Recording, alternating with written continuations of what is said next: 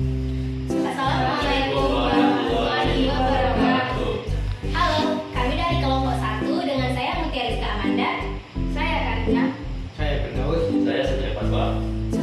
Di sini kami akan membahas tentang peranan mikroorganisme dalam hasil perikanan. Dalam video ini, kami akan membahas tentang fermentasi ikan dalam proses pembuatan pekasam. Sebelum masuk ke proses pembuatan pekasam, yuk kita bahas sedikit tentang definisi mikroorganisme dan peranan-peranannya dalam hasil perikanan. Mikroorganisme adalah organisme yang berukuran sangat kecil sehingga tidak dapat dilihat dengan mata telanjang dan memerlukan bantuan mikroskop untuk mengamatinya. Mikroorganisme meliputi berbagai jenis organisme seperti bakteri, virus, jamur, protozoa, dan alga mikroskopis. Peranan mikroorganisme dalam hasil perikanan diantaranya sebagai pengurai bahan organik, membantu proses fermentasi, dan membantu proses pengawetan. Pada pembuatan pekasam, mikroorganisme berperan dalam proses fermentasi dan juga pengawetan. Mikroorganisme mengubah karbohidrat menjadi asam laktat yang dapat meningkatkan keamanan pangan dengan mengurangi resiko kontaminasi mikroba berbahaya. Asam laktat yang dihasilkan membantu mengawetkan ikan dengan menurunkan pH dan mencegah pertumbuhan bakteri patogen. Pekasam adalah hasil olahan ikan yang diawetkan melalui proses fermentasi tradisional. Proses ini memanfaatkan mikroorganisme untuk mengawetkan dan meningkatkan cita rasa ikan. Bahan-bahan yang dipersiapkan dalam pembuatan pekasam yaitu ikan. Ikan yang kami gunakan adalah ikan selar.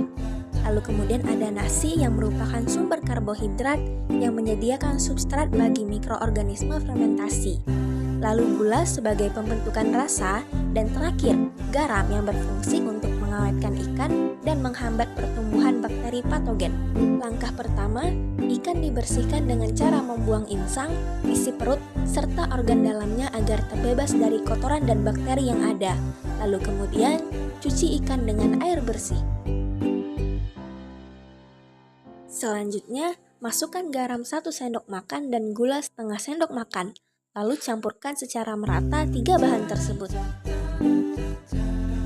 Sebelum mencampurkan nasi dengan ikan, nasi dihancurkan terlebih dahulu. Apabila sudah dihancurkan, masukkan nasi ke dalam piring berisi ikan yang sudah dilumuri gula dan garam. Kemudian, campurkan bahan-bahan hingga merata. Jika semua sudah tercampur merata, masukkan ikan tersebut ke dalam wadah. Tutup wadah dengan isolasi agar tidak ada udara yang masuk.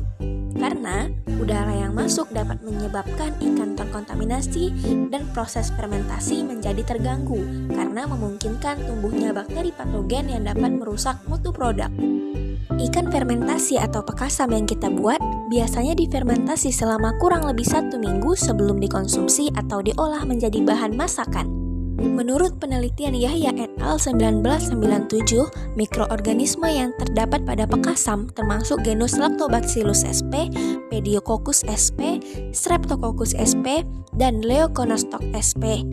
Golongan bakteri yang utama dalam fermentasi adalah bakteri asam laktat, yang merupakan bakteri gram positif, katalase negatif, dan tidak membentuk spora.